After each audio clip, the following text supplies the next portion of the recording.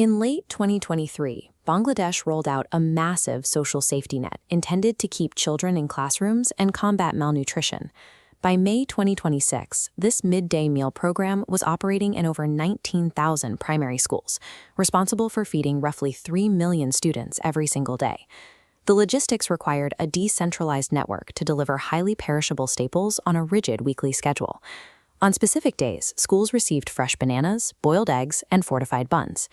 In May 2026, severe outbreaks of foodborne illness swept through several schools. Dozens of children were hospitalized with acute gastrointestinal distress after eating their provided lunches. This chart tracks the reported ranges of student illness cases by district during the outbreak. We see a significant upper bound spike in Chape Nawabganj and another distinct cluster in Madaripur. These geographic clusters indicate a central breakdown in the supply chain rather than local spoilage. Government investigators began auditing the supply chains in the affected upazilas. They uncovered what they described as Sagar Churi, massive theft. Approximately 17 crore taka, or about $1.4 million, was disappearing from the program's budget every week. Funds meant to improve attendance and classroom concentration were redirected into private bank accounts. Millions of daily lunch trays became a quiet, untraceable mechanism for extracting public money from the education budget. The theft relied on a structural vulnerability in the procurement design. The government awarded contracts to large-scale supply firms, but those firms illegally subcontracted distribution to unverified local agents, operating entirely outside official oversight. In similar international schemes, like the $14 million Feeding Our Future pandemic fraud in the United States, perpetrators stole funds by submitting fake attendance rosters to claim meals that never existed. In Bangladesh, the students were real.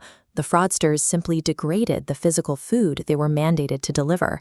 This bar chart compares the government's planning prices against what was actually spent in the field.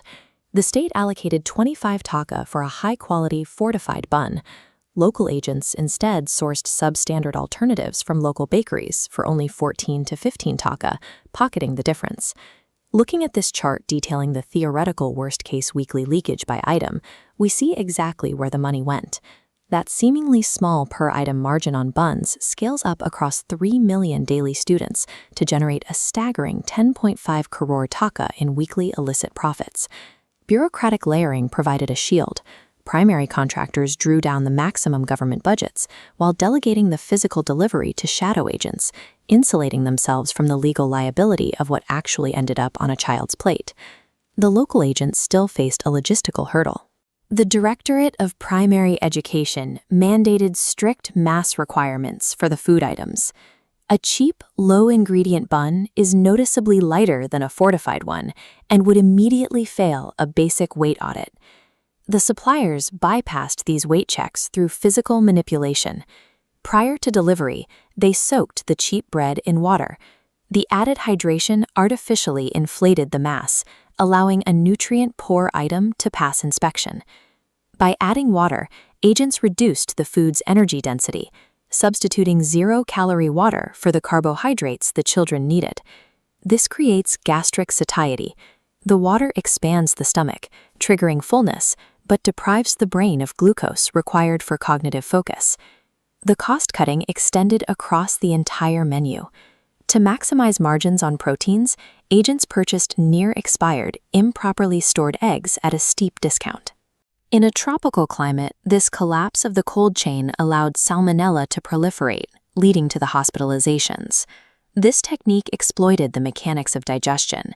It ensured the government saw the correct weight and the students felt a physical sensation of fullness, even while the actual energy delivered to them was cut in half.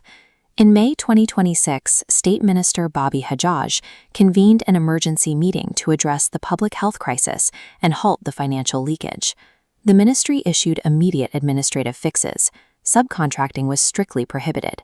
At the moment of delivery, school officials were required to match the driver's national identity card directly to the authorized contract, eliminating the use of shadow agents.